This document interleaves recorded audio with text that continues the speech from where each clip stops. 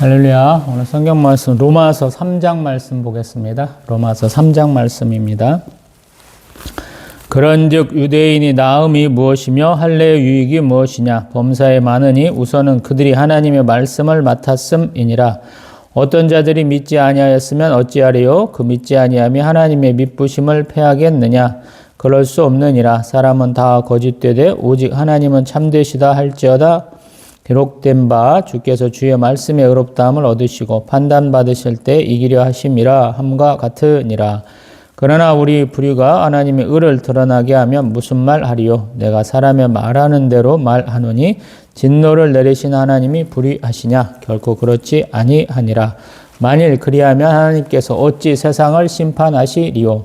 그러나 나의 거짓말로 하나님의 참되심이 더 풍성하여 그의 영광이 되었다면 어찌 내가 죄인처럼 심판을 받으리요? 또는 그러면 선을 이루기 위하여 악을 행하자 하지 않겠느냐? 어떤 이들이 이렇게 비방하여 우리가 이런 말을 한다고 하니 그들은 정죄받는 것이 마땅하니라. 그러면 어떠하냐? 우리는 나으냐? 결코 아니라. 유대인이나 헬라인이나 다 죄 아래에 있다고 우리가 이미 선언하였느니라. 기록된 바 의인은 없나니 하나도 없으며 깨닫는 자도 없고 하나님을 찾는 자도 없고 다 치우쳐 함께 무익하게 되고 선을 행하는 자는 없나니 하나도 없도다. 그들의 목구멍은 열린 무덤이요 그 혀로는 속임을 일삼으며 그 입술에는 독사의 독이 있고 그 입에는 저주와 악독이 가득하고 그 발은 피 흘리는데 빠른지라. 파멸과 고생이 그 길에 있어 평강의 길을 알지 못하였고 그들의 눈앞에 하나님을 두려움이 없느니라 함과 같으니라.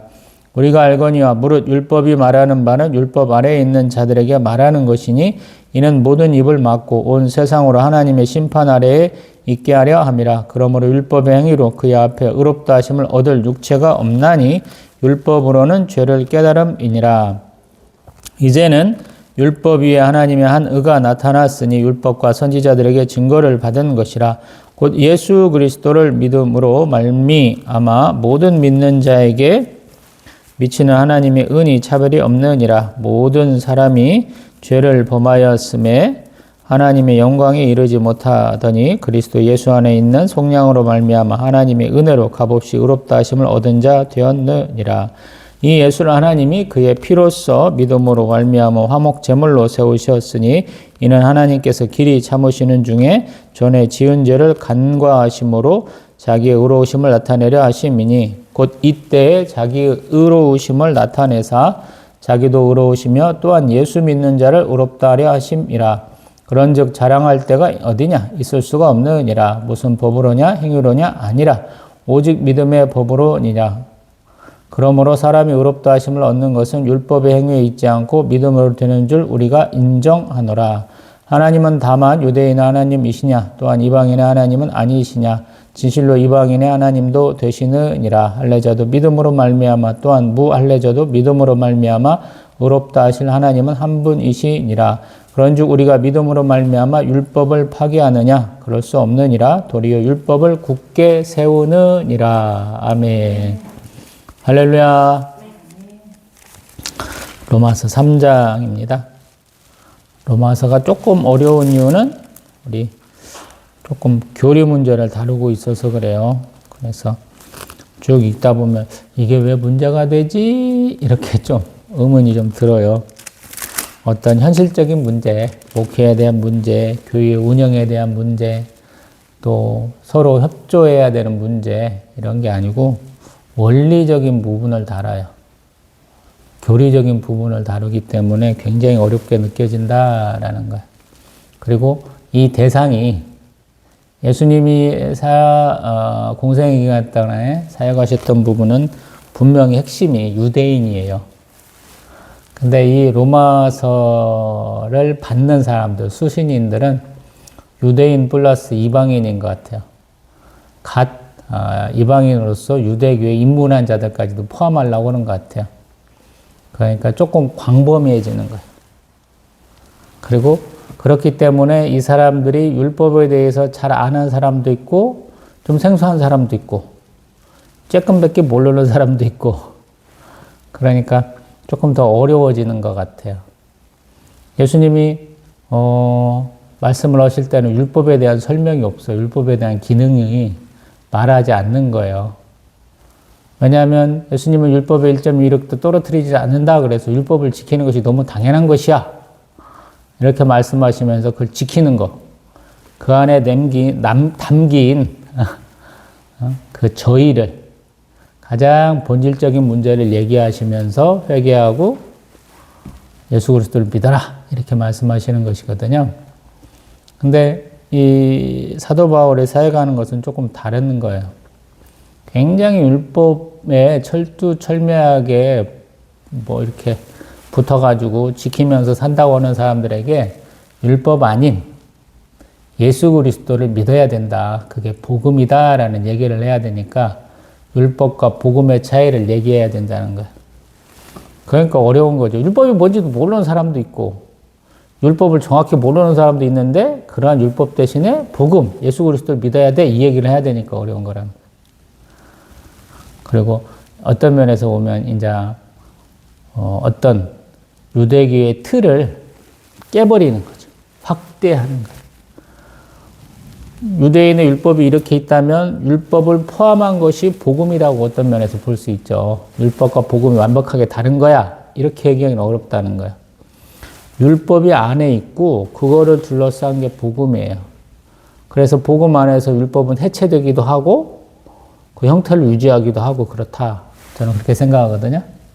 그래서 일정 부분은 해체해야 되고 일정 부분은 더 갈고 닦아야 돼요. 때를 빼야 돼. 더 굳건하게 율법을 세워야 돼요.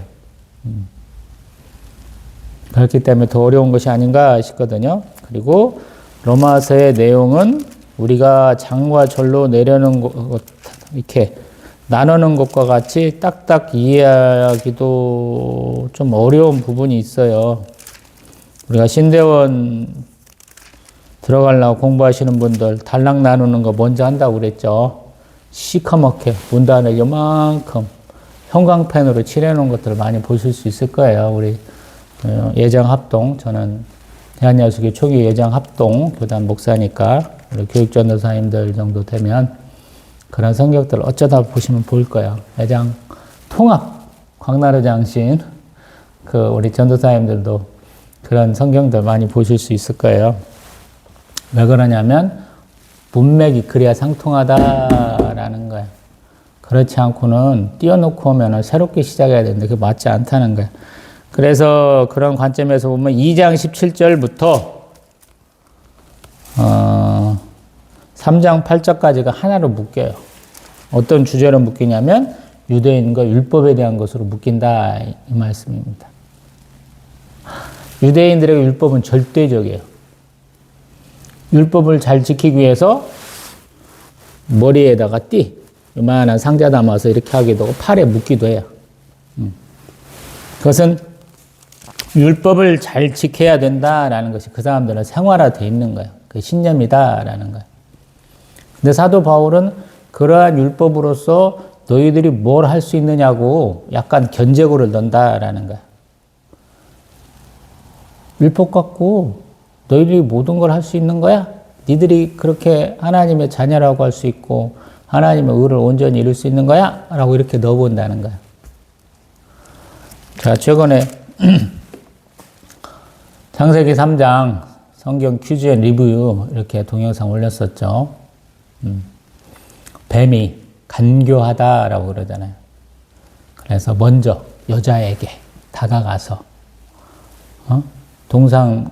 모든 나무 열매 먹지 말라고 했느냐라고 물으면서 선악과 얘기하면서 여자가 그거는 먹으면 안 된다, 먹으면 죽는다, 만지지도 말라고 지 의견이 하나 들어가잖아요.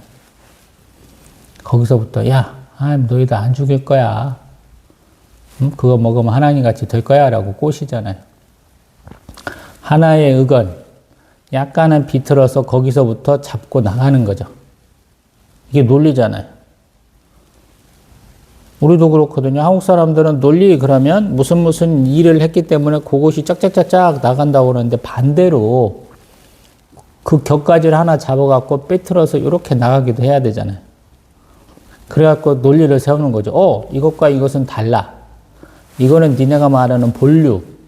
중요한 핵심 가치라고 얘기하는데 요렇게 그 핵심 가치 중에 하나를 빼가지고 다른 식으로 보니까 안 되더라 이런 거잖아요. 반복 재생이라는 게 있어요. 논리에도.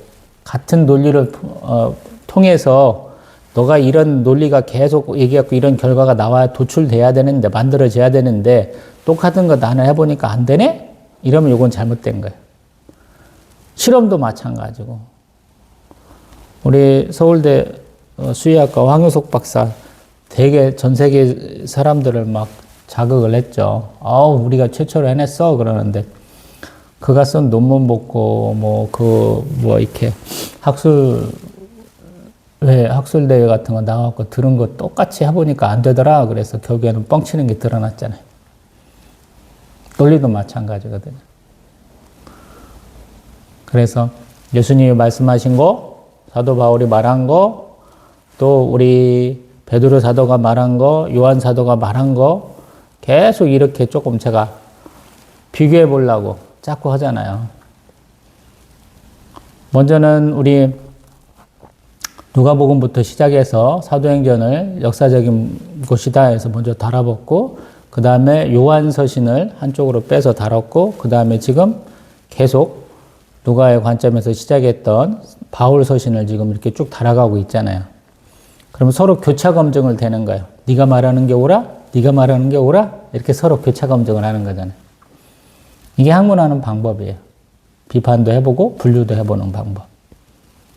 사도 바울이 이러한 논리로 하는 거야.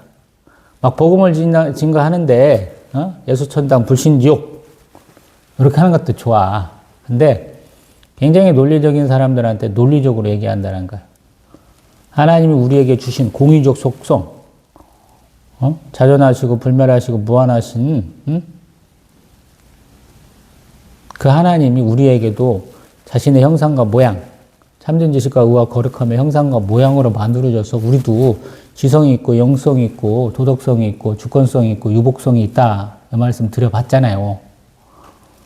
그러면 하나님도 갖고 계시고 피조물 우리도 갖고 있는 것을 통해서 남들한테 그 얘기를 해줘야 될 거 아니에요. 예수님은 참 하나님이시고 참 사람이셔서 스스로 이렇게 내려오셔서 우리하고 수준을 맞춰줬다면 처음부터 내려오신 분이 아니고 처음부터 땅에 있던 우리의 수준으로 얘기할 수 있는 사람이 있어야 될 거 아니에요. 논리적으로. 그 사람이 사도 바울이에요. 그리고 그 사람이 가장 중점적으로 아마 고민하면서 썼을 서신서 중에 하나가 로마서다라는 거예요. 이건 논리적으로 두들겨 패야 되니까 뚜까 패야 돼. 그러니까 굉장히 어려워요. 바울 서신들 13권 중에서 이렇게 주석책 가장 긴 것이 어떤 면에서 로마서예요. 가장 길어. 가장 여러 군데를 참조해서 주저리 막 달아놨어. 로마서 주석책이 어떤 면에서 보면 젤로 두껍고 젤로 재미없고 보다 보면 졸리고 이 주석서 쓴 사람이 제대로 이해하고 있나 어떤 때 의심스럽기도 해요. 왜냐하면 큰 줄기를 갖고 시작해야 되니까. 유대인들은 태어나면서 천생 유대인이에요. 하나님의 선택을 받은 백성이다라는 거예요. 아브라함 때부터 하나님과 언약받은 백성이야. 할례를 통해서 남자는 무조건 하나님과 언약 백성임을 증명을 해야 돼.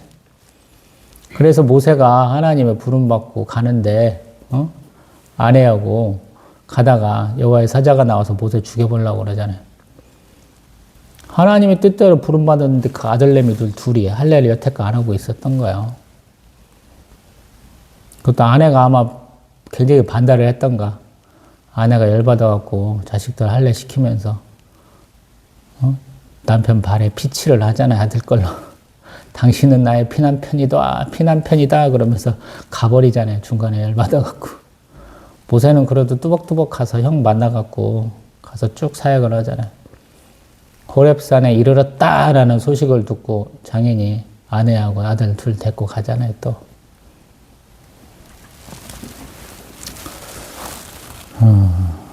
오늘 내용을 한번 들어가 봅니다.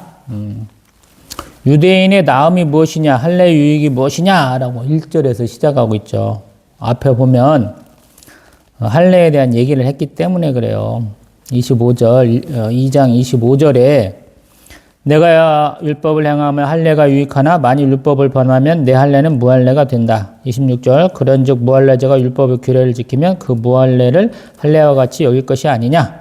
쭉 그러면서 할례는 어떻게 해야 되냐. 2장 29절에 마음에 해야 된다. 영에 해야 된다. 이런 얘기를 해. 육체적인 것만 겉으로만 하면 안 된다라는 거야. 그럼 할례 하나 안 하나 똑같네. 이렇게 될 거 아니에요. 응? 그 유대인들하고 뭔 상관 있어? 유대인이라는 증거가 할례인데, 그 할례 안 하면 유대인 뭐 할례 유익 다 없잖아. 이렇게 질문할 수 있잖아요. 이게 사도 바울, 사울의 논리적인 대화 방식이라고 그랬죠. 가상의 대화 상대가 있어요. 항상 서신서에는. 저도 설교 때 지금 이렇게 동영상 찍으면서 얘기하죠. 저보다는 조금 젊은 사람. 동년배이기는 조금 젊은 사람. 저보다 성경에 대해서 조금 많이 모르는 사람. 그리고 남자를 대부분 대상으로 하죠. 여자는 어쩌다 한 번씩 등장을 하는데 대부분 남자를 앉혀놓고 설교를 하는 듯한 그런 느낌으로 하죠. 굉장히 호기심 많은 사람. 또 한편으로는 삐따선을 많이 타는 사람. 엉뚱한 소리 많이 하는 사람들을 대상으로 제가 가상의 상대를 갖고 설교를 한다라고 보시면 돼요. 사도 바울은 앞에 있는 사람, 편지를 받는 사람을 항상 대상으로 놓고 해요. 그 사람들이 이렇게 가상 질문을 하지 않을까? 미리 뽑아놓고 그거에 대한 답을 하는 거야. 이게 논리라는 거야. 수사법도 마찬가지야. 수많은 사람들 앞에서 자기 의견을 피력하고 그들을 설득해내는 거예요, 원래가. 그리스 지역에서 대중 앞에 나가서 그들이 민주정치할 때 중요한 건 뭐냐면 논리가 뚜렷한 사람, 자기 주장을 확실하게 해가지고 하나가 돼서 그 방향으로 나가자는 게 중요해서 그때 수사법을 쓰는 거야. 글을 쓰려고 수사법이 발전한 게 아니고 대중 앞에서 설교하고 대중 앞에서 이렇게 뭐라고 해요? 정치 선동 같은 거 할 때, 주장할 때 쓰는 거예요. 연설 같은 거 할 때 쓰는 것이다 라는 거예요. 말할 때 먼저 많이 쓰인 거예요. 우리는 들을 때 문학기법으로 뺀나 얘기하는데 사실은 말할 때 쓰는 거예요. 그래서 말 못하는 사람은 사실은 문학을 잘 모르는 사람이야. 제가 볼 때는. 실체를 모르는 거야. 가장 중요한 목적에 합당한 수사법을 자기가 실제로 쓸 수 있어야 되는데 글만 쓴다는 거야. 그럼 엉터리라는 거야. 그래서 글은 잘 쓰는데 말은 못하는 작가들 엉터리라는 것이고, 소설만 쓴다 그러면 작가 아니고, 시만 쓴다 그러면 작가 아닌 거야. 시, 소설, 수필, 희극, 시나리오 다 쓸 수 있는 거야 원래. 그런 개념으로 문학가가 되는 것이거든요. 서양의 때는 그렇게 시작했어요. 그래서 우리나라 시인 누구누구 뭐 노벨상 받는다고 그러면 세상 사람들은 웃는 거야. 다른 나라는. 다 쓰는 것이 원래 전통적인 분류법이거든요. 제 개인 의견이에요. 그 다음에 유익이 뭐냐, 나음이 뭐냐 그랬으니까 많다라고 얘기를 하려고 묻는 거예요. 항상. 그 방향대로 가면 재미가 없잖아요. 반전이 있어야 되잖아. 그래서 유익이 참 많아. 범사에 많아. 왜냐하면 하나님의 말씀을 처음 받았다라는 거예요. 누구를 통해서 하나님의 말씀이 선포가 되느냐, 퍼져가느냐, 그러면 유대인부터 하나님 말씀을 받아서 퍼쳐간다라는 거예요. 그래서 우리 호렙산, 시내산 언약 이렇게 드리려고 오는 출애굽기 19장 내용 3가지 얘기가 굉장히 중요한 거죠. 니네들 힘들게 왔다라고 착각하지 마. 독수리 날개로 업어왔어. 너희를 내 소유 삼을 거야.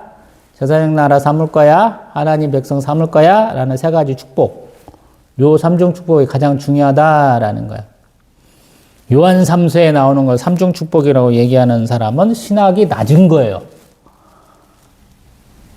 여의도 무슨 교회 무슨 목사를 깔라고 한 게 아니고 성경에서 그 시내산 언약의 개념, 하나님 하시는 그 3중 축복의 개념을 이해를 못하면 성경이 제대로 이해가 안 되기 때문에 계속 얘기하는 거예요. 유명한 사람이 똑똑한 게 아니기 때문에 그래요. 그 신의 산 언약이 바뀌는 것도 새 언약이야. 그걸 좀 이해를 하고 가야 돼요. 그래서 계속 말씀드리는 게 까고 싶어서 까는 건 아니에요. 저도 저 아들내미 나이 또래 때 TV 앞에 나가갖고 군사정부 독재에 동조하신 분이기 때문에 주일날 설교할 때 아멘 하던 사람이에요. 저 몰랐는데 나중에 생각해보니까 그 양반이 설교했었고 나도 들었네 이 생각을 해서 말씀드리는 것 뿐이에요. 3절. 근데 어떤 자들은 믿지 아니었다. 그럼 어떻게 해야 되냐? 그 믿지 않는 것이 하나님 믿부심. 믿부심은 되게 하나님 신실하심, 변함없으심 이런 걸 얘기를 해. 그럼 하나님 우리 안 믿어도 되는 거예요? 이런 거잖아. 사람에 의해서 하나님의 그 말씀을 우리가 없다고 할 수 있느냐? 이런 거예요. 사람이 100만 명이 있고 1000만 명이 있고 수억 명이 있고 지구상에 있는 100억의 인구들이 하나님 없어! 라고 주장하면 하나님 없는 거냐? 이런 논리까지도 가능해요. 그럴 수 있나요? 아니죠. 그 얘기는 하는 거야. 그래서 4절. 사람은 다 거짓되되 오직 하나님은 참되시다 할지어다. 사람은 거짓돼요. 반대로 돌리면 제가 항상 얘기하잖아요. 사람은 다 죄인입니다. 가끔씩 보면 우리 교단에도 무식한 목사님들 많이 계시는데 엄마 뱃속에서 죽은 애는 죄가 없습니다. 이따위 개소리를 하시더라고요. 개소리예요 그냥. 원죄의 개념이 있어요. 신학적인 거예요. 죄 지은 우리 애기야 이렇게 하진 않잖아요. 태어난 애 보고 그런 저주를 안 하잖아. 이상한 얘기 하더라고. 신학적으로 그렇다는 거지 누가 그렇다고 그랬나? 그 말도 안 되는 논리로 다른 사람들 다 윽박지르더라고요. 입이 깨졌으면 좋겠다는 그 목사예요. 그 기준으로 시편 51편 4절을 얘기를 해요. 우리 로마서에 써 있는 것은 아마 70인역인 것 같아요. 저희 성경에는 뭐라고 써 있냐면 내가 주께만 범죄하여 주의 목전에 악을 행하였사오니 주께서 말씀하실 때 의로우시다 하고 주께서 심판하실 때 순전하시다 하나이다. 아멘. 대표적으로 우리가 하나님 앞에 죄지었다고 고백하는 시편들 여러 가지 있잖아요. 그 중에 하나가 51편이거든요. 그거를 지금 인용하고 있는 거예요. 그리고 5절. 우리가 죄 지은 거, 우리의 불의가 하나님의 의를 드러나게 하면 무슨 말 하냐? 우리의 죄가 하나님의 의를 나타낸다라는 거예요. 그러면 진노를 내리신 하나님이 불의하시냐라는 거예요. 죄는 우리가 졌어. 하나님이 그 진노를 우리에게 내리시면 죄인을 심판하시면 어떻겠느냐라는 거예요. 또 그렇지 않다라고 그러면서 복잡한 얘기 여러 가지 써놨어. 이렇게 얘기해 볼까요? 이런 일들이 있어. 미국에서도 있었던 일인데 어떤 여자가 한 남자에게 안 좋은 일을 당했어요. 그래서 이 사람은 잡혀서 수감 생활을 하고 있는 거야. 교도소에 갔어요. 근데 여자는 그 고통을 인내하느라고 굉장히 힘들었는데 어떻게든지 이겨냈어요. 그래서 자기가 자서전을 썼어. 그 일 때문에. 근데 이게 사람들한테 많은 공감을 일으켜서 베스트셀러가 됐어요. 이 감옥관놈이 뭐라고 하냐면 야 내가 너한테 그러한 고통을 줬기 때문에 네가 그렇게 돈을 벌었으니 나한테도 좀 돈 좀 줘라. 이렇게 얘기했다는 거예요. 개소리죠 여러분. 네, 그런 얘기에 해당하는 거예요. 얘기. 내가 죄 지었어. 그러므로 결국에는 하나님의 영광, 하나님의 참되심이 드러났으면 어떻게 하겠느냐 이런 논리예요. 물론 두 가지 이상의 논리가 여기 섞여 있어요. 근데 쉽게 말하면 안 되는 거죠.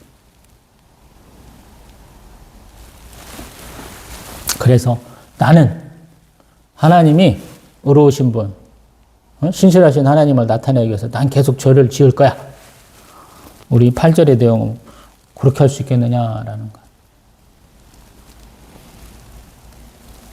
하나님이 죄의 창조주가 아니다 이런 얘기를 제가 몇 차례 들어봤어요.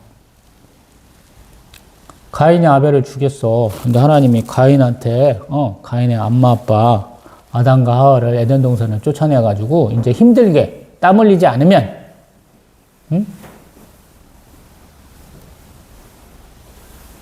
엉겅퀴와 가시떨기 때문에 땅 갈아도 먹을 게 없는 거야. 그래서 첫째 아들은 그래도 우리가 하나님 앞에 다시 회개하고 자복하면 돌아가지 않을까? 고생 좀 하면 이 고생이 다시 우리 행복으로 바뀌지 않을까라는 기대를 하는데 아들내미 연락에 땅 갈아도 별게 없는 거야. 저처럼 일할 때 입을 털면서 일한 거야. 이게 아벨하고는 좀 다른 거죠. 그리고 자기가 땀 흘릴 때 보면 자기 동생 맨날 들로산으로 놀러 다니는 것 같거든. 양들 풀 뚫으라고 하면서 옆에서 그냥 그늘에서 퍼져 자고 막 그런 모습만 받는갑지. 힘들지 않다고. 그러고 나서 하나님 앞에 이렇게 제물을 드렸는데 자기는 땀 흘려서 정말로 내 땀의 산물 그 소산을 드렸고 아벨은 탱자타면서 놀면서 얻은 그 양 한 마리 드렸는데 하나님이 양 한 마리는 기쁘게 받으시고 자기 건 안 받으니까 열받아갖고 막 이불을 털다가 동생하고 그거 갖고 얘기하다가 덜 받아가지고 하나님한테는 어떻게 못하니까 동생 놈 어떻게 했는갑죠. 그래서 동생 죽었는데 말도 안 하고 본 사람 없지? 그러고 어디다가 파묻어버리고 숨겨놓고 그랬는데 하나님 앞에 딱 걸린다라는 거죠. 우리가 사실은 그런 신앙생활들 많이 하거든요. 내가 신앙생활 굉장히 잘해 하시는 분들 가만히 보면 11조 속여먹고 공중도덕 되게 안 지키고 여기 와서 사역하는데 제가 제일 충격적인 장면은 뭐냐면 새벽 예배 오시려고 교회가 자기 집하고 6차선 도로가를 이렇게 건너야 돼. 거기 새벽 예배 때보다 그냥 무단으로 건너시는 분이 있어. 왜 그런 거야 도대체? 세상 보면 안 지켜도 돼? 왜 그러냐? 그 양반이 환갑이 넘었어. 다리가 아파. 그러니까 육교를 건널 수가 없는 거야. 차도 없으니 나 이렇게 간다고 그냥 가시는 거야. 어쩌자는 거요. 제가 옛날에 김제에서 신앙생활 할 때 장로님 얘기했죠. 그 양반 우체국 근무하는 장로님이에요. 김제에서 전주까지 차로 이렇게 통근하시는데 어느 날 가다 보니까 차가 많이 막혔던가 시간이 조금 안 맞았던가 급하게 가시다가 과속하는 거 다른 장로님한테 들켰다고 그러니까 다른 코스를 가잖아. 이서하고 궁구라는 곳을 나누는 길이 있는데 이서를 통해서 더 빨리 가거든요. 근데 이서 길을 안 가. 금구라는 길로 조금 돌아가. 한 5분 차이 날거려 나중에. 그렇게 가시더라라는 거야. 좀 이해가 되셨는가 몰라요. 너무 단적인 얘기인지도 모르겠어요. 로마서가 그렇게 어려워요. 한국 사람들 번역해놔 그러면 직독직해라는 걸 되게 좋아해. 똑똑한 분이 많아요. 이과로 자기가 가야 직장도 얻겠거니 해서 이과로 갔는데 머리는 좋으니까 문과 거 내가 그냥 해석할게요 그러는데 아직 권위를 인정 안 할 수는 없으니까 직독직해 하시는데 그런 분 이렇게 해석해보면 뭐가 뭔지를 모르는 양반들이야. 우리나라가 색깔을 표현하는 단어가 전 세계 언어 중에서 가장 풍부한 나라야. 한글이 가장 풍부한 언어야. 그걸 몰라. 문학 작품을 읽을 때 그런 문학적 상상력을 동원해야 되는 걸 몰라. 왜? 그 상상력은 10대 때 우리 남성 호르몬, 여성 호르몬이 막 나와갖고 2차 성징 나을 때쯤 봐야 되는 것 같아. 제 생각에는. 국문학 전공이라는 애들이 문학 작품을 안 읽어보고 영문학 전공이라는 애들이 영문학 작품을 안 읽어봤더라고. 이렇게 만나서 얘기해보면 30대 후반쯤에 제가 대학교 다시 편입해서 다니면서 여러 사람들 만나보고 얘기해보면 되게 무식해. 이게 안 돼. 우리가 이 주입식 암기 교육에만 이렇게 매달리다 보니까 우리의 교사들이 바보더라고. 바보가 됐어. 예전에는 선생님들이 글도 쓰시고 뭣도 하셨잖아요, 많이. 선구자야. 선각자야. 근데 요즘에 그런 분들 그렇게 가물에 콩나듣기 있잖아요. 한편으로 아무것도 모르는 사람이 막 시 써갖고, 아, 나 시인이야. 목사님들도. 뭔 그게 있는지도 모르겠어. 시 썼다고, 등단했다고 그러고, 뭐 사진 좀 찍었다고 사진작가 됐다고 그러고, 막 그러더라고요. 그래, 아마추어도 다 될 수 있지.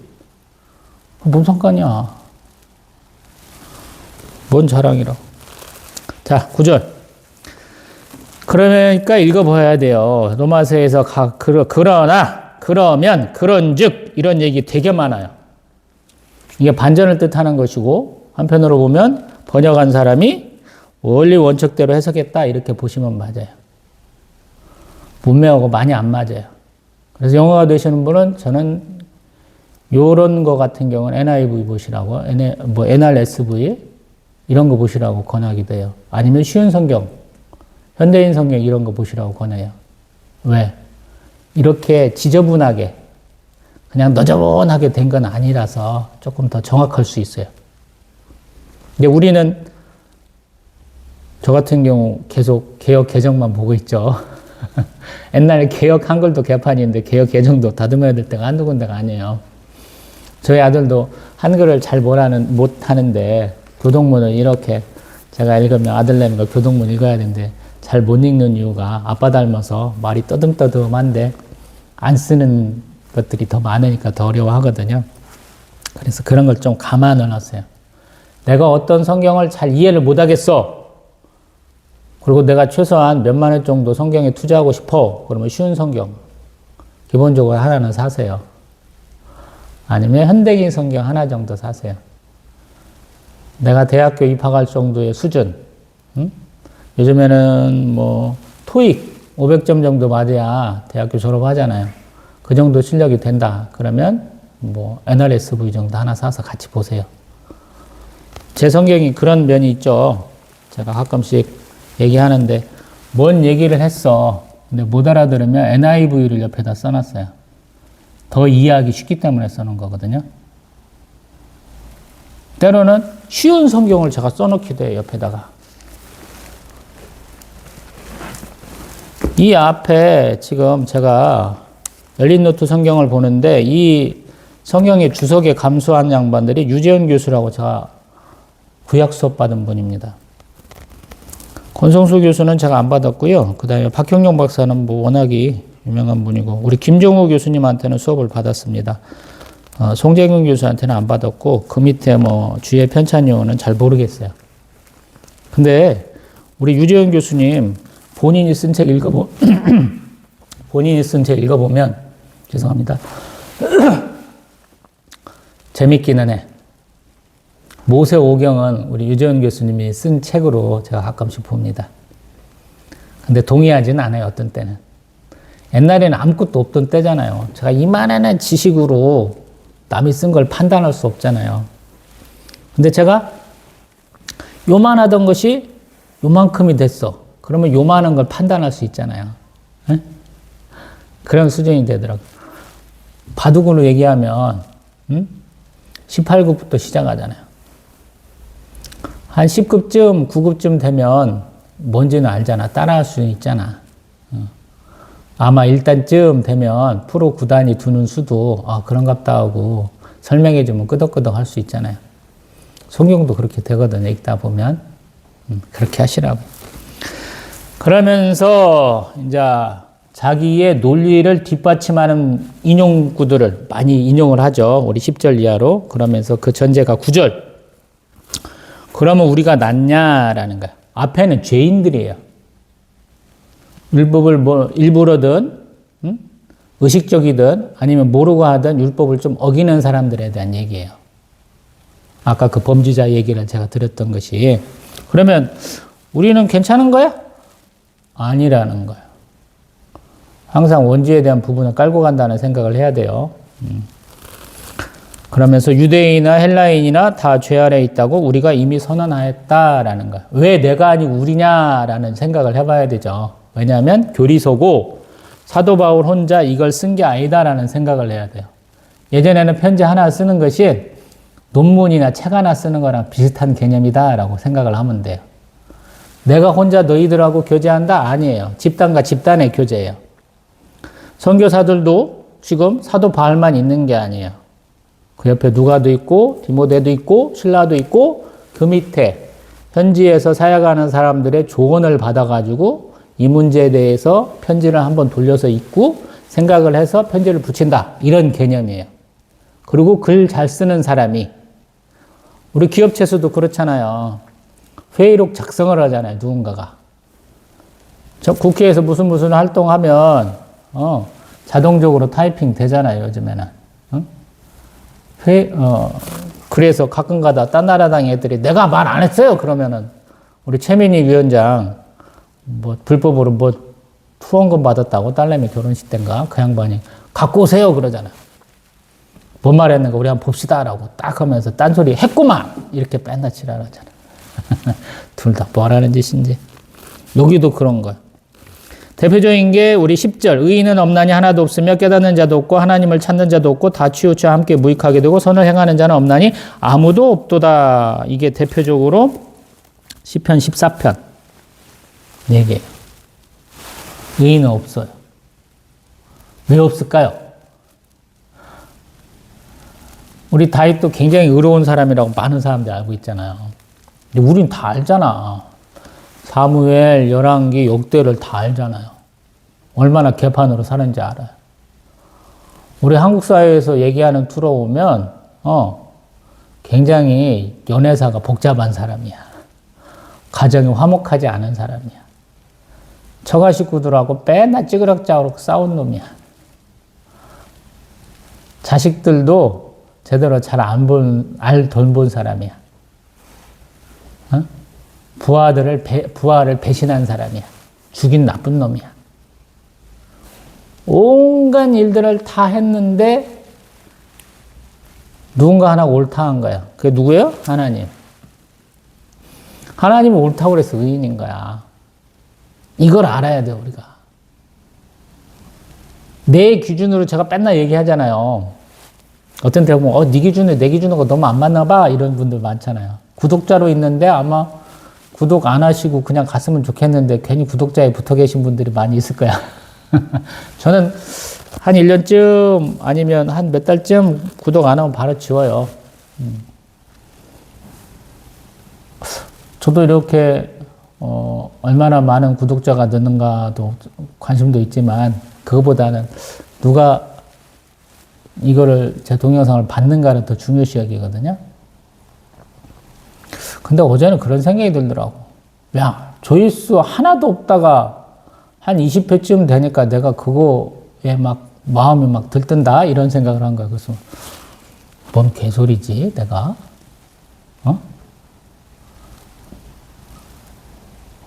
내 설교에 뭐 많은 사람이 오지는 않았지만 적어도 수백 명 앞에서 설교를 해봤는데 왜 그랬지? 내가 너무 쪼잔해졌나? 이런 생각. 선지자는 들에서 강에서 외쳐야 되죠. 하나님이 야 가서 유브라데 강에다 가서 띠 하나 이렇게 묻어놓고 와. 예, 갔다 왔어. 그럼 가서 파와라. 몇 달 후에 또 그러시잖아. 몇백, 몇천 킬로를 혼자 왔다리 갔다리 해야 돼. 누가 알아주냐고. 니네 이렇게 멸망할 거야 그러잖아. 너 물도 조금으로 해서 최소한의 식량으로 일어나지는 말고 누워있어. 그러시잖아요. 처음에는 야 인분불 피워서 먹어. 사람 똥으로 떡 만들어 먹어. 그러는데 하나님 저는 아직 그렇게는 안 했어요. 그러니까 그래 그거는 면해줄게. 아니 노는 것도 한두 번이지. 좌로 누웠다 우로 누웠다 맨날 그것도 하나님 누는 위치를 정해놨어. 사람 할 일이야? 이사야 선지자 3년 반 동안 벗은 몸 벗은 발이래. 우리 맨발의 성자보다 더 심한 분이죠. 뭐 딸랑 팬티 하나 입고 다니는 거 아니야 맨발로. 사람들은 잘 차려입은 사람한테 관심 많잖아요. 저 봐요 이게 우리 기독교 백화점에서 젤로 싼 걸 거야 이게 아마. 이거 여름용이에요. 추워 죽겠어. 까맣다고 뜨겁지 않아. 이제 10년도 훨씬 넘었으니 이제 버리려고 이제 마지막 사주신 우리 성도님들 헌금으로 아마 사주셨을 거니까 너무 아깝고 감사해서 마지막으로 입어보는 거예요. 이제 거기다 더 떼타고 이제 땀 많이 배면 이제 빨기보단 버리려고. 제가 말했잖아요. 비싼 반지, 다이아몬드 반지 좀 하나 끼고, 비싼 명품 시계 하나 끼고, 안경도 명품으로 끼야 된다고, 명품 옷 입어야, 명품 신발 신어야, 외제차 비싼 거 해야 강남 정도에서 목회하신다. 이런 얘기 들어봤다고. 말씀도 그렇잖아요. 경력이 길어야 돼. 선교단체를 큰 거를 이끌거나, 큰 교회에서 목회해야 말씀 잘하는 줄 알잖아요. 과연 그래요, 여러분? 제가 욕하는 대부분의 목사님들은 큰 교회야. 큰 선교단체의 장들이셔. 제가 왜 그분들을 까겠어요? 다 잘하고 있는데 요거는 알고 당신들 따라다니라고 그런 거예요. 저는 속꼬리보다는 닭대가리 하라고 그러잖아요. 앞에가 뭔지도 모르고 끌려가고 있어. 어디 가는지는 알아야 될 거 아니야. 그 밑에 13절 그들의 목구멍은 열린 무덤이요 그 혈안은 속임을 일삼으며 쭉쭉 보면 18절 그들의 눈앞에 하나님을 두려움이 없다라는 거예요. 처음에는 무관심하다가 적극적으로 대항하는 거로 더 심해져요. 어떻게 이런 걸 뽑아놨는지 모르겠죠. 근데 시편에는 이런 거 너무 많아요. 물론 이사야에서도 마찬가지지만 굳이 뽑은 게 아니고 이렇게 돌아다니고 있을 거라고요. 우리는 한 사람이 이런 거 고민했겠지 그러는데 아니에요. 수많은 사람들이 고민하는 거예요. 성경이라는 것이 미시나 미드라시나 이런 것들이 그냥 한 사람에서 만들어진 게 아니에요. 수많은 사람들이 공감하고 수많은 사람들이 엮어놔서 이미 그런 것들이 전반적으로 퍼져 있는 거예요. 그런 것들은 아마 인용한 걸까 이게. 쉽게 말하면. 그래서 자기의 개인의 의견을 익숙한 거에다 조금씩 넣는 거죠. 사도 바울도 마찬가지고. 너희들 이거 들어봤지? 하는 내용을 넣어야 되는 거예요. 새로운 걸 넣는 게 아니고. 성경의 내용으로, 성경의 말씀으로 전도하고 신방하라는 이유가 그래서 그래. 너도 들어봤지? 나도 들어봤어. 그걸 넣으라는 거야. 그래야 공감하기 쉽죠. 뜬금없는 내용으로 하면 알아듣겠어. 저는 시편 70편 4절. 주를 찾는 모든 자들이 주로 말미암아 기뻐하고 즐거워하게 하시며 주의 구원을 사랑하는 자들이 항상 말하기는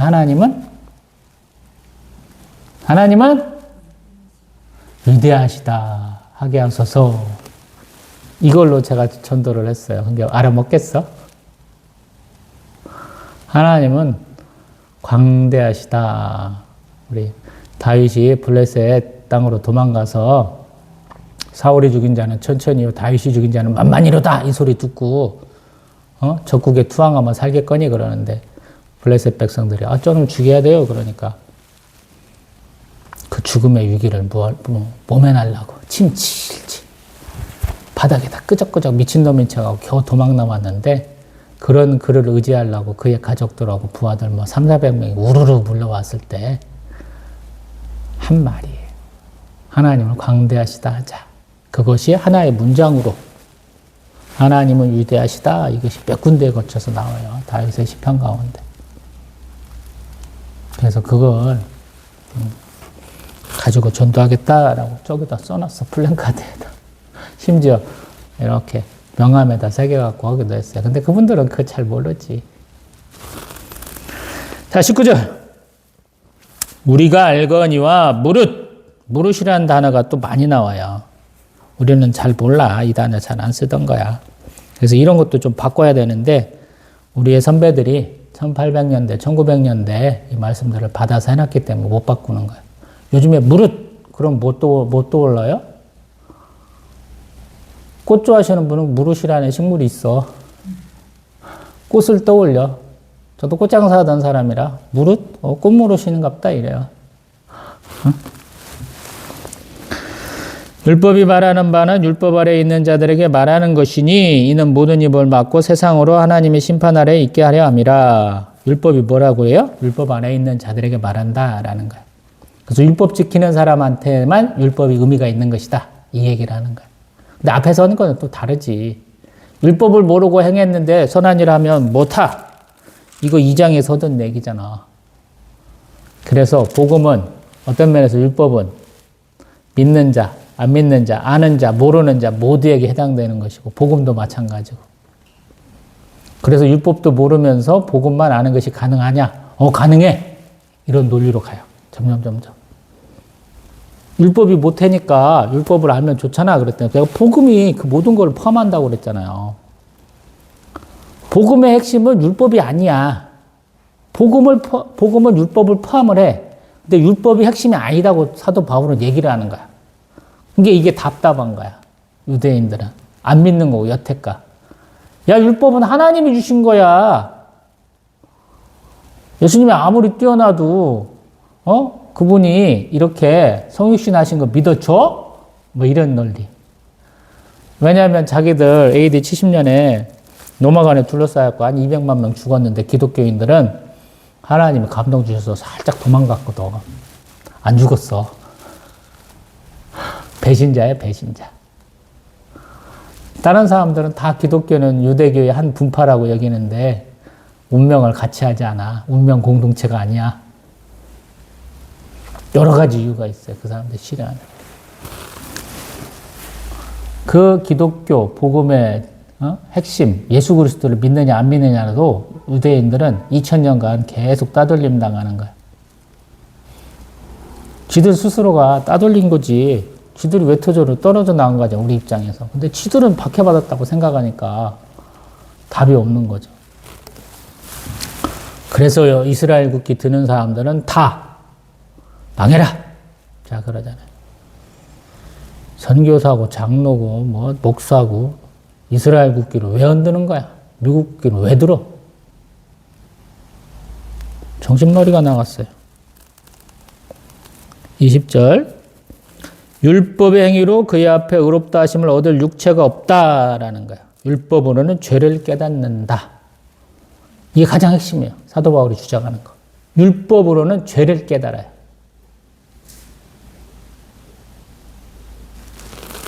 근데 하나님이 율법 위에 하나님의 한 의가 나타나게 하셨고 율법과 선지자들에게 증거가 있었어 라는 거예요. 있죠. 우리는 이사야에서 맨날 제가 40장 이후로 왜 그 얘기만 하고 그러는데 하나님의 진노에 대한 문제를 더 중요하게 여겨야 된다고 그러는데 예수님을 나타내려면 이사야 40장 다음이 있어야 돼. 그리고 우리 이사야 선지자의 소명장 6장 다음부터 13장 사이에 또 가지라든지 싹이라든지 이런 내용이 나오거든요. 그 부분이 필요해 또. 이 40장과 연관해서 예수 그리스도 메시아를 뜻하는 것이기 때문에. 그래서 핵심 22절 예수 그리스도를 믿음으로 말미암아 모든 믿는 자에게 미치는 하나님의 은이 차별이 없다. 너도 믿어도 되고 나도 믿어도 되고 유대인도 되고 이방인도 된다라는 얘기가 나중에 쭉 가다 보면. 그 다음에 23절 모든 사람이 죄를 범하였으며 하나님의 영광에 이르지 못한다라는 거. 원죄가 있다는 거예요. 자범죄가 있다는 거예요. 죄의식이 항상 있어야 된다는 거예요. 성경에서 내나 얘기하잖아. 맨날 얘기하잖아. 왜 안 하는 거야? 많은 사람들이. 너가 뭐가 어렵다고?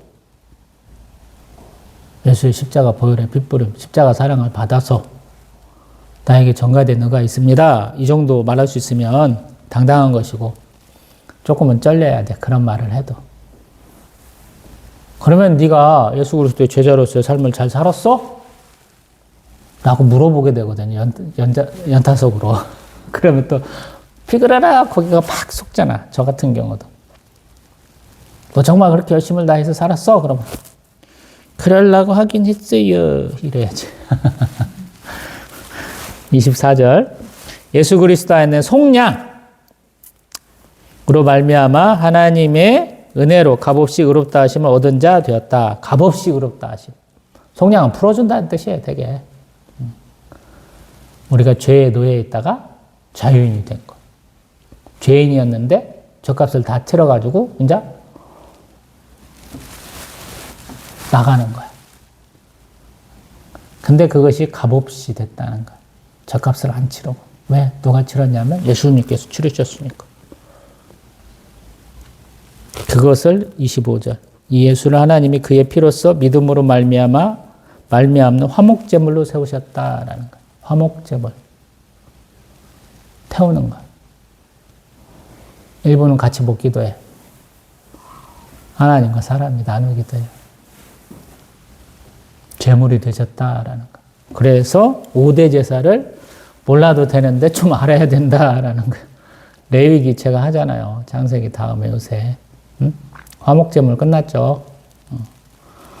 속건제 하고 있는 중이죠. 전에 지은 죄를 간과, 우리는 그냥 넘어가는 거, 간과하지 말고 이런데 대부분 또는 한편으로는 벌하지 않고 심판하지 않고 이런 식으로 보면 좋겠고, 자기 의로심을 나타내려 한다라는 거. 예수 그리스도는 누구 의를 나타내냐? 하나님의 의예요. 하나님의 의.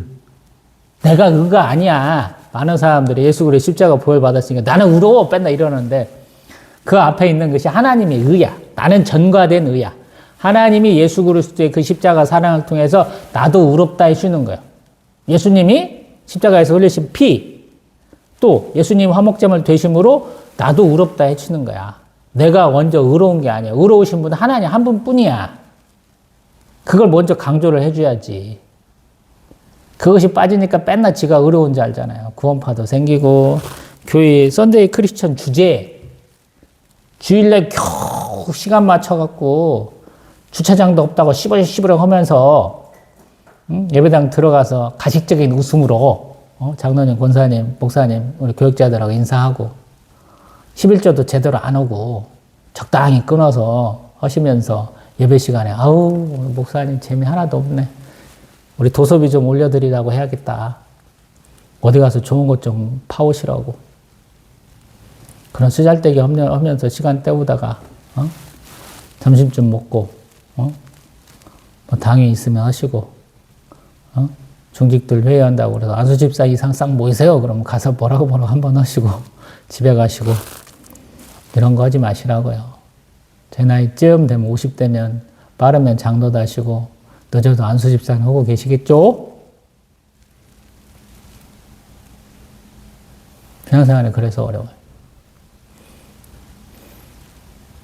중국에서 선교하시다가 신대원 저한테 우리 선교학 가르친 목사님이 교단 차원에서 징계를 받아가지고 조금 우리 신학은 안 맞는 분이어서 쫓겨나서 미국 가서 하시는데 그분한테 들었던 것 같아. 아니면 딴 분한테 들었나? 미국에서 장로 달면 굉장히 힘들대. 2년밖에 안 한대. 왜? 장로가 하는 일에 성도들 삶의 형편을 잘 살펴가지고 헌금 잘하게 하고 또 기도하고 이런 것들이 있다는 거예요. 그래서 자기에게 맡겨진, 우리로 말하면 교구 목사가 할 일을 장로들이 해야 된다는 거예요. 같이. 그래서 장로들이 그거 하다 보면 막 지쳐갖고 안 되겠어요 목사님. 저 장로 내려놓게 이런다는 거야. 법은 있는데 우리에겐 그냥 사법이야, 죽음법이야 이런 게 너무 많아요. 우리 총회법에도. 우리 목사고시 보는 것만큼 장로고시 보면 장로님들 장로 못할 거려? 어려워. 장로고시에 나오는 문제도 보면 나이 50쯤 먹어갖고 그거 보려면 쉬운 거 아니에요 여러분. 몇 과목이야. 자, 또 봅니다. 그래서 27절. 자랑할 데가 없잖아. 있을 수가 없잖아. 법이냐? 행위냐? 다 아니라는 거야. 결국에는 믿음이다. 이 말씀은. 사도 바울은 굉장히 뚜까 패는 걸 잘해요. 왜 잘할까요? 고린도 전후서 쓴 다음에 저는 썼다고 생각을 하거든. 로마서를. 그래서 잘 뚜까 패는 것 같아. 고린도 교회가 반발하는 모습을 보면서 아마 주변 사람들이 경악했을 거예요. 디모데나 우리 디도나 이런 사람들은 더 열받아 했을 거예요. 왜? 옆에서 지켜봤으니까. 사도 바울이 다 고생했어. 이 얘기를 4장, 6장, 11장에서 하잖아요. 고린도 후서에서는. 그 고생 혼자만 했을까요? 택도 없죠. 같이 했을 거 아니야. 그 사람들은 눈으로 보고 몸으로 체험했을 거 아니에요. 물 한번 먹어봐요, 여러분. 넘어져가지고. 배고라 봐요, 며칠씩. 얼마나 힘든지. 그걸 다 알잖아요. 근데 그분이 이렇게 비난받는 걸 봤잖아요, 옆에서. 특별하게 디모데는 그 사이에 꼈잖아. 아니, 디모다네네, 디도는. 얼마나 힘들었겠어. 그러니까 디도예이가 7장, 8장 2번 나오잖아요. 거기까지는 말씀 못 드렸는데, 오늘 시간을 들여서 조금 예비해보면. 그래서 어렵다니까요. 그래서, 양쪽 가운데 뭔 일 생기면, 한번 우리가 옆에서 최선을 다해보자 했을 거 아니야. 으쌰으쌰 하는 분위기가 됐을 거 아니야. 그래서 뻔나 뭔 얘기하면 우리야, 우리. 혼자 하는 게 아니에요. 보조를 해주는 거지. 아, 선교 활동 한 20년 해봐요, 여러분. 사람이 어떻게 될지. 저 목회하는 지 지금 한 3년 사이에 그냥 흰머리 딱 늘었어요. 여러분, 2년 전 동영상 제가 올렸잖아요. 11개야. 보니까 그때는 안경도 안 썼어. 좀 눈이 더 잘 보였다는 거야. 그리고 얼굴이 조금 면도를 안 했는데 시커먼 저녁에 찍어서 그런지 모르겠는데 조금 젊어 보이지 않아요? 그렇다니까요, 여러분.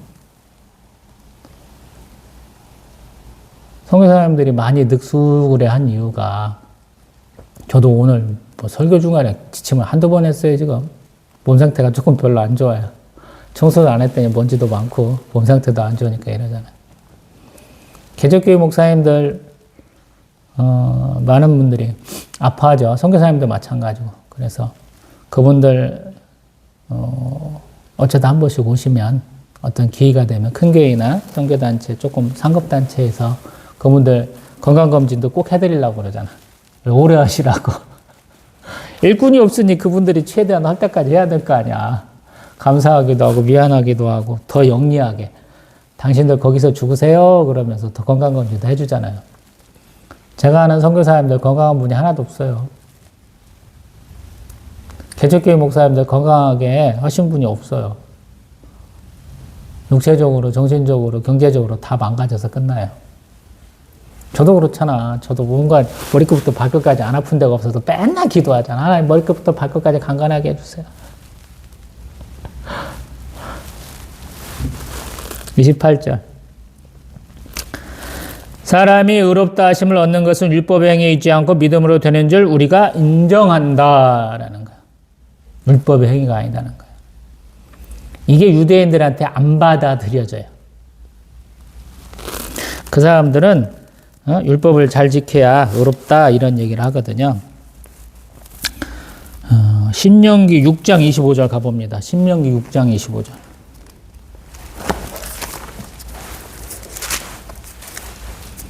신명기 6장 25절.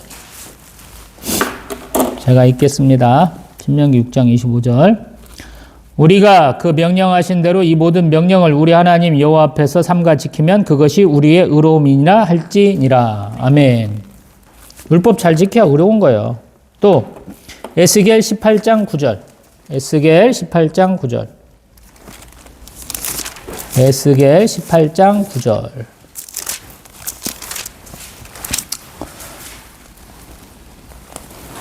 내 율례를 따르며 내 규례를 지켜 진실하게 행할진대. 에스겔 18장 9절. 내 율례를 따르며 내 규례를 지켜 진실하게 행할진대 그는 의인이 반드시 살리라. 주 여호와의 말씀이니라. 아멘.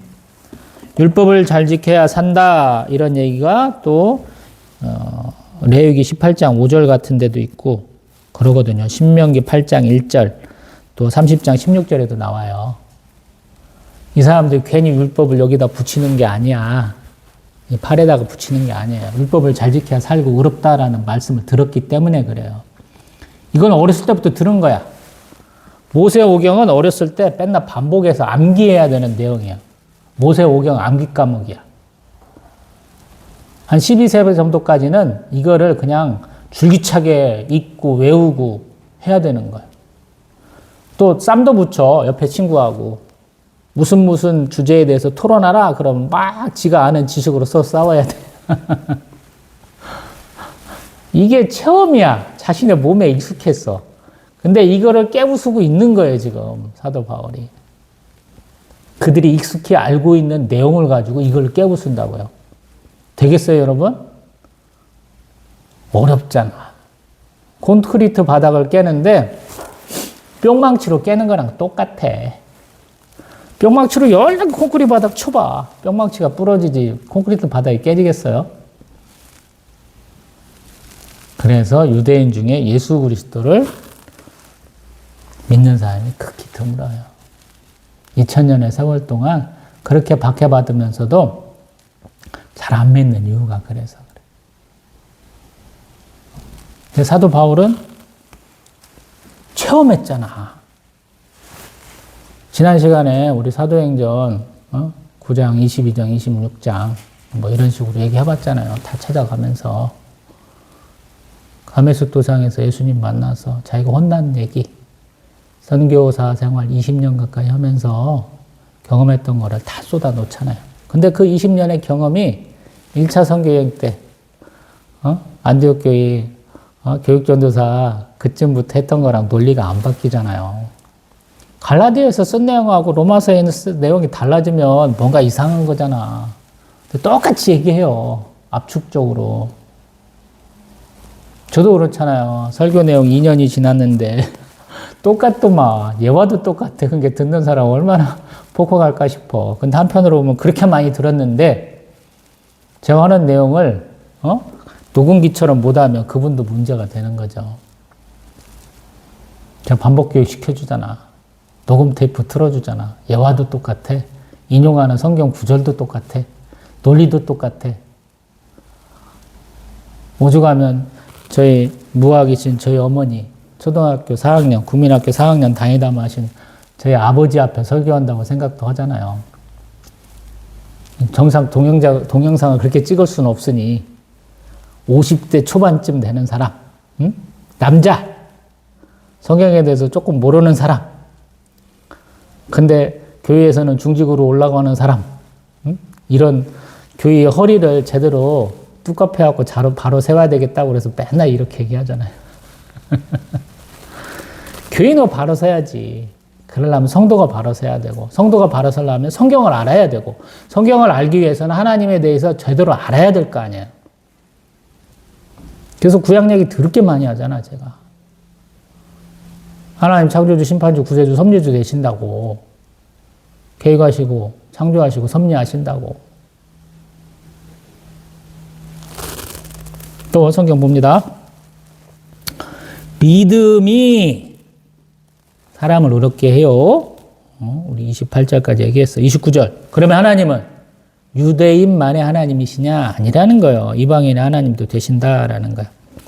할례자도 30절. 무할례자도 믿음으로 말미암아 의롭게 된다. 그리고 그렇게 의롭다 하실 수 있는 분이 누구냐?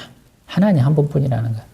예수님 맨날 얘기하는데 사도 바울도 마찬가지라는 거예요. 예수님도 마찬가지고 성부 하나님을 그렇게 높여요. 창조주 하나님을. 그래서 제가 구약에서도 맨날 얘기하는 거예요. 여호와 하나님은 다른 하나님이냐고 맨날 얘기한다라는 거예요. 하나님을 제대로 알면 예수를 이해할 수 있고 성령 하나님도 너무 당연하게 따라오고 사도들도 당연하게 따라오고 선지자들도 따라온다라는 거예요. 우리하고 눈높이가 맞고 우리가 깜냥에 따라갈 수 있겠어? 라는 아주 쉬운 목표로 보이는, 그래도 도달할 수 있는 목표로 되어 있는 사람들을 따르지 말라는 거예요. 거기서 꼭 낭망하더라고. 사람은 불완전해요. 삶이 평탄하지가 않아, 요래. 주식도 하니까 가끔 얘기하잖아요. 주식도 차트가 좀 깨끗한 놈이 좋잖아요. 근데 대부분 놈들은 이지랄하다가 올라가다가 이지랄하다가 맨날 이지랄해. 쭉 내려왔다가 이렇게 올라가는 놈이 별로 없더라고요. 한국 주식은 특별하게. 펀더멘탈이니 이런 거, 가치네 이런 거 전혀 안 따지잖아. 에이씨, 오늘 올라가네? 으쌰으쌰 다 모여갖고 막 올려놓고 그 다음날 나 오늘 올랐으니까 팔고 튈래? 니들 알아서 해라. 그럼 팍 떨어져. 어떤 놈들이 와갖고 오늘은 좀 리딩방인가 뭔가 통해서 야, 나 이거 샀으니까 올라갈 것 같아. 팍 올리면 또 누가 올라오면 저 갑자기 올라가네. 나도 따라가야지. 이지라라고 있잖아. 성경은 아니라는 거예요. 그 다음에 31절. 그래서 문제가 생기잖아. 율법을 포함한 복음이라고 얘기하죠. 율법만 지키고 살았어. 그런 사람이 하는 말 31절. 우리가 믿으면 그러면 율법은 없어지는 거야? 아니라는 거야. 율법을 굳게 한다라는 거야. 복음이 율법을 포함하는 거야. 어떤 면에서 제가 파기하고 재조립한다고 그랬잖아요. 우리가 알고 있는 율법의 그 가장 근본적인 뜻을 오해하고 있기 때문에 예수님은 그걸 재해석해서 말했잖아요. 12, 13살 무렵에 누가복음 보면 예수님 갔다가 엄마하고 있겠거니 아빠하고 있겠거니 한참 갔다가 보니까 우리 아들내미 예수 어디 갔어? 찾다가 다시 와보니까 성전에서 학자들하고 얘기하고 계시잖아요. 그때 사람들도 끄덕끄덕 하는 거야. 학문이 높은 사람, 새롭다. 요한복음 그런 얘기 말하잖아요. 범인인 줄 알았더니 사도행전 보면 사도들도 야, 니네 학문이 높다. 공부 좀 많이 했네. 이런 얘기 평가를 하잖아요. 왜? 예수님한테 맨날 들었으니까. 우리도 그렇잖아요. 응? 소단께 3월이면 풍어를 없는데 맨날 그러지. 왜냐하면 천자문도 온율이 있거든. 우리는 생각할 때 그냥 평안하게 쭉 읽겠거니 음의 고조도 없이 쥐뿔 음의 구조로 없는 게 아니에요. 시조는 창이야, 창. 노래야, 노래. 옛날들 선비들 어르신들 모여갖고 학문이 좀 되시는 분들은 모여갖고 시조도 딱딱 운율에 맞아야 돼. 방랑스님 김사간이 괜히 유명한 게 아니에요. 되지도 않는 야, 뭐 하나 불러봐. 우리 뭐 삼행시 이런 거 많이 하잖아요. 그거의 원조가 우리 방랑스님 김사갓이야. 최고 명인이야, 명인. 어디도 쓰지도 않는 글자 팍팍팍 던지면 그거 갖고 수시가 막 쭈르륵 나오던 양반이야. 업문시도 다르고 한자 획도 딱딱 맞춰서 쓰고 그런 거예요. 그것도 글만 잘 써갖고는 안 되는 거라. 사람들 듣는 앞에서 바로바로 술 한잔 딱 푸시고 툭툭툭 한수 딱딱딱딱 읊어야 되고 음률이 있어. 요즘에 단순하게 집안에서 막 앉아갖고 막 머리 짜매면서 대충 하고 이런 것들을 별로 좋다고 안 하는 이유가 그래요. 말씀을 맺어야 될 때가 왔습니다. 제가 벌써 1시간 7분째 하고 있네요. 너무 감사하네요. 제가 투잡되면서 분식집에서 배달해오는 그 짜고 맵고 하는 음식도 뭐 일주일에 5번 먹으면 월화수목금 먹으면 한 이틀은 배 아프고 마는데 토요일날 주일날 배 아픈 것은 온전히 저희 사모 탓이야. 오늘도 배탈 나갖고 얼마나 힘들었는지 몰라. 예배도 조금 늦게 시작을 했어요. 그래서 참 걱정을 많이 했는데 저희 사모하고 저하고 아들내미를 기도의 사람으로 기도하는 사람으로 만들어주려고 자꾸 기도를 시켜. 어제는 저희가 마트에 가야 되는데 눈이 하도 많이 오길래 눈보라 같이 아들내미 보고 기도해 그랬더니 하나님 눈 안 오게 해주세요. 그래도 조금 후에 그쳤어. 조금 후에 더 많이 왔어.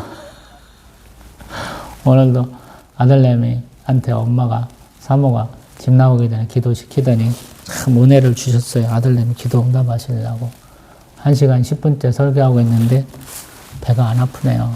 얼마나 감사한지 모르겠어요. 믿음은 그런 거예요. 내가 안 믿어져? 근데 내 기도를 들어주신 분은 하나님이잖아요. 내 뜻이 아니야. 기도의 대상이 항상 중요한 거예요. 그 하나님이 내 기도 들어줄 수도 있고 안 들어줄 수 있다. 이 믿음이 더 중요하다는 거예요. 그리고 하나님은 반드시 이루어줄 거야 라는 그쪽으로 조금 더 가면 이쪽은 안 들어주신다. 이쪽은 들어주신다. 그러면 이게 100이야.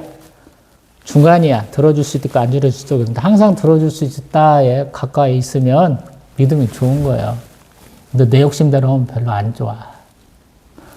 내 욕심을 놓아야 돼. 무엇을 먹을까, 무엇을 입을까, 무엇을 마실까 이런 거 하지 말라고 항상 예수님 그러시잖아요.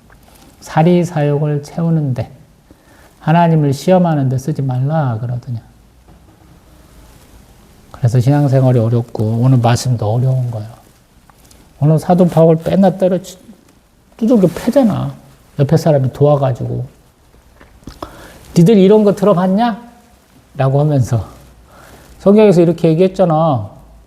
너도 알고 있지? 그러면서 그걸 다 두들겨 패고 있잖아요. 도망갈 데 없이 몰아놓고 패잖아요. 하나님의 사랑이 너무 크시죠. 하나님이 진노하시는 것도 정말로 철두철미하게 하셔요. 허담하는 게 없어, 하나님은. 오늘 표현 중에 밑부심이 나왔잖아. 하나님 밑부심. 응? 믿다라는 뜻이거든. 그래서 신앙생활 참 잘해야 돼요. 저희들 예배하는 동영상 이렇게 보다 보면 구호 준비해갖고 구호 시작. 할렐루야. 하나님께 순종하고 충성합시다. 맨날 자 이거 하잖아요. 제가 목회가 좀 성공해서 큰 교회 되면 구호제창 권사들을 두려고 했었거든요. 권사님들 한 분이 앞에 나오는 거야. 와갖고 구호 준비! 그러면 니야! 하면서 그분이 먼저 앞에서 선창하고 따라하고. 왜? 순종과 충성이 없이 신앙생활이 너무 힘들더라. 이 순종과 충성에는 행동도 있는데 먼저 하나님 말씀을 믿는 거예요. 먼저. 그걸 너무 안 하시더라고. 나 성경 몰라도 돼 이런 분들이 너무 판이야. 우리 한국교회가 왜 컸어요? 선교사님들 오기 전에 벌써 우리 한글로 번역된 복음서들이 있었잖아. 마테마가 누가 이런 것들은 벌써 요한복음 벌써 번역되어 돌아다녔다고요. 신앙사경이 먼저 뭐예요? 말씀 읽고 은혜 받고 회개하고 자복하고 하나님 앞에 기도하고 나가서 전도해서 교회가 성장하고 부흥한 거잖아요. 근데 요즘에는 말씀에 대한 그런 게 없잖아. 기껏해야 통도 간다고 그래. 앉아갖고 말씀이 뭔 의미인가도 모르고 막 읽어. 그러면서 읽다 보면 이 말씀의 뜻이 이 말씀의 온기가 나한테 오거든요. 그러면 내 마음이 밝아졌어. 내가 빛 가운데 있는 것 같아. 막 그러잖아요. 근데 정작 말씀을 또 파지는 않아. 타 죽는 것 같아. 막. 그러니까 말씀을 파지는 않더라고. 오히려 말씀을 파는 거는 이단들이 많이 파. 맨날 이것 때문에 모인 인간들이라 그걸 포장을 해야 될 거 아니야. 믿음으로 모였다고. 저놈들하고 우리는 달라라고 하려고 위해서는 이렇게 초콜릿으로 복음이라는 조작된 복음으로 이렇게 싸가지고 지들이 제대로 신앙생활 한다고 가짜 제시를 하잖아요. 근데 우리는 그것도 못 이겨먹는 분이 너무 많잖아요. 그래서 제가 가끔씩 쥐뿔도 아는 것도 없으면서도 이렇게 더 소리 빽빽 질러가면서 하잖아요. 어려운 말 아니고 쉽게 하려고 그러는데 한편은 어려운 걸 어렵게 얘기해야 되는데 너무 어려운 걸 쉽게 해석하려고 하는 분들이 더 많아서 문제다라는 생각도 들어요. 어려운 건 어려운 거예요, 여러분. 복음은 어려운 거예요, 여러분. 죄가 없어. 근데 모든 사람의 죄를 지고 가야 돼. 내 죄 때문에 죽어간다고 얘기를 해요. 내 가족들이 나를 귀신 들렸다고 욕해요. 내가 그렇게 열심히 양육하고 사랑으로 돌본 제자들도 다 도망가. 이런 상황을 당할 수 있겠느냐는 거예요. 그게 자기 부정이고 자기 십자가야. 그래서 어려운 거야. 그런 분이 옆에 있었더라면 제가 더 신앙을 더 빨리 키우지 않았을까, 더 바른 삶을 살지 않았을까라는 아쉬움에 제가 이런 인생의회와 사람의 채찍 역할을 하는 거예요. 저하고 여러분은 큰 차이가 없습니다. 저는 한 발 먼저 디딘 사람이에요. 한 발 먼저 출발한 사람이에요. 이 동영상 보시는 분들은 더 앞으로 나갈 수 있어요. 제가 힘이 다해서 얼마까지 앞으로 나갈 수 있는지 모르겠지만 제 꿈은 한 90세까지도 사역하는 거죠. 말씀의 깊이가 더해가기를, 또 제가 입으로 떠드는 자만, 입 벌고만이 아니고 제가 존경하고 사랑했던 수많은 사람들, 돌아보니까 제가 알았던 겉모습과는 다른 속사람들, 썩어 문드러진 속사람들을 많이 보긴 했지만 그들이 제시한 하나님의 자녀, 예수 그리스도 제자된 삶을 끝까지 살아보려고 노력할 거니까 여러분들도 그랬으면 좋겠어요. 뭐 동영상 2년하고 조금 더 찍은 것 같아요. 2년 6개월 이상 찍은 것 같긴 한데 뭐 앞으로 한 꿈이 그러긴 한데 될란가는 모르겠어요. 벌써 말만 많이 하면 막 목이 막 이렇게 아파갖고 막 이렇게 되거든. 근다고 짧게 하면 헐레기도 못 하고 끝난다. 그래서 저도 노력할 테니까 동영상 보시는 분도 노력할 수 있기를 소망을 합니다. 믿음의 사람으로, 하나님의 사람으로 온전하게 되시고 또 모든 일을 할 수 있는 능력의 사람 되시기를 소망을 합니다. 또 뵙겠습니다.